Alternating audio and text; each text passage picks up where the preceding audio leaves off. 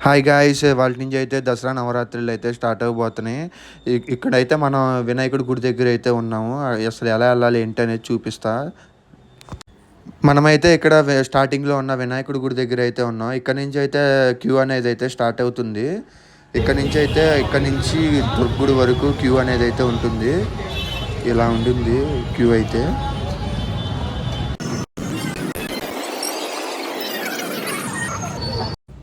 మధ్యలో అయితే తాగటానికైతే వాటర్ అయితే ఇలా ప్రొవైడ్ చేస్తున్నారు.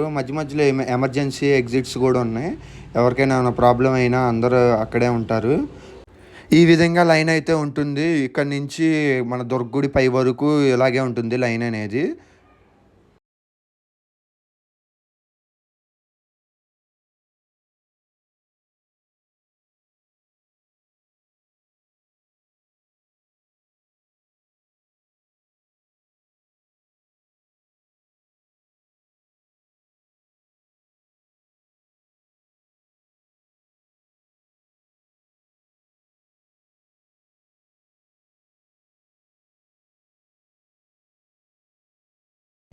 ఇదైతే కృష్ణవేణి నది హారతులండి. ఇక్కడి నుంచి అయితే హారతులు హారతులిస్తారు. ఎవరైనా భక్తులొచ్చిన వాళ్ళకి స్నానాలు చేసి అమ్మవారినైతే దర్శించుకుంటారు ఇక్కడి నుంచి అయితే వెళ్ళి.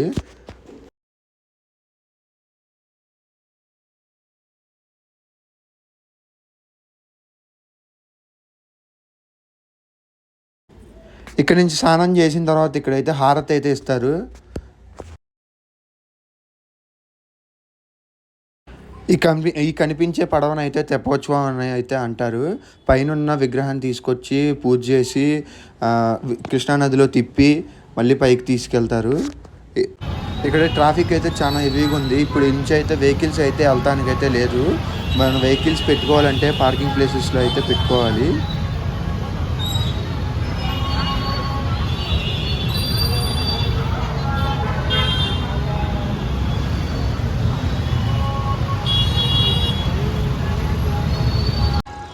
ఈ 9 రోజులు భక్తులైతే దర్శించుకోవాలంటే వినాయకుడి గుడి నుంచి అయితే ఒక దారి అయితే ఉంది. ఇటు భవానీపురం నుంచి అయితే ఒక దారి అయితే ఉంది.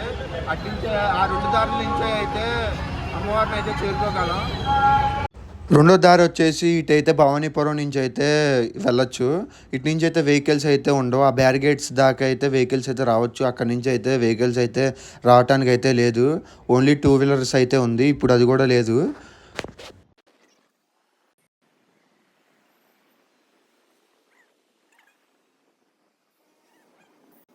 ఈ సైడ్‌ని కనిపిస్తున్న టెంట్‌లో నుంచయితే భక్తులైతే వెళ్తానికైతే ఉంది. భవానీపురం నుంచయితే దారైతే. పోయినసారిలాగా అయితే లేదు భవానీపురం దారైతే. ఇప్పుడైతే మొత్తం అన్నీ స్ట్రిక్ట్ అయితే చేసేశారు. పోలీసోళ్ళైతే చాలా మందున్నారు. చాలా సెక్యూరిటీ అయితే ఉంది. ఆ కనిపించే టెంట్‌లో నుంచయితే ఎళ్ళగలం భవానీపురం వైపయితే.